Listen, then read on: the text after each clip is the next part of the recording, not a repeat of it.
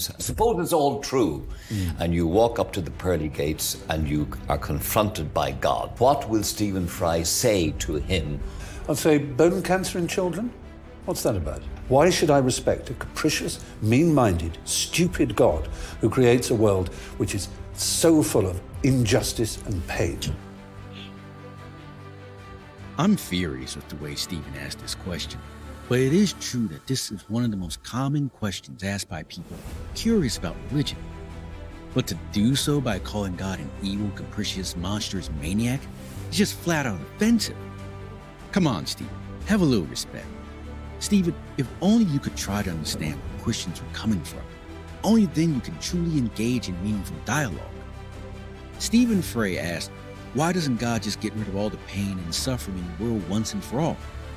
Many have asked this very question. It is true there is so much evil and suffering in the world, but we must not forget the original suffering that Jesus went through. We can barely begin to comprehend the weight of all the world's evil being directed at one person. But that's exactly what happened on the cross. Jesus absorbed the world's evil and took it to the grave. But he didn't stay there. He rose again, defeating death and giving us life.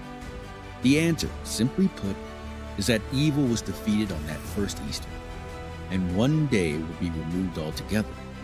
But in the meantime, we must all make our choices carefully before God.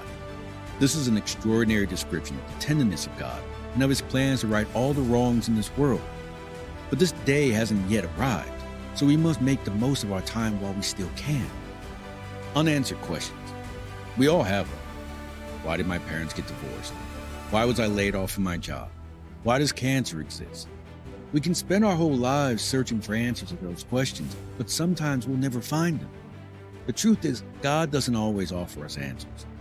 In this life, we might never really understand why some things have happened, but God always offers us himself.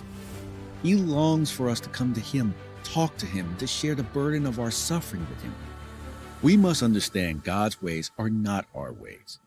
As Isaiah 55, 8-9 says, "For my thoughts are not your thoughts, neither are your ways my ways, declares the Lord. As the heavens are higher than the earth, so are my ways higher than your ways, and my thoughts than your thoughts." Ultimately, we must trust that God knows what he is doing, even when we don't understand. So what was the point of calling God an evil, monstrous maniac? What would be the point? To ruffle feathers? To get a reaction? To sell books? It's juvenile, Stephen. If you want to have an intelligent discussion about the existence of God, there's no need to be inflammatory or disrespectful. We can all disagree without being disagreeable. Let's try to remember that, shall we? Kendrick Lamar is a rapper who mocked Jesus Christ live on stage. If you want the full story, click here. And if you haven't yet subscribed, please do consider subscribing. Praise the Lord in the comments. Amen.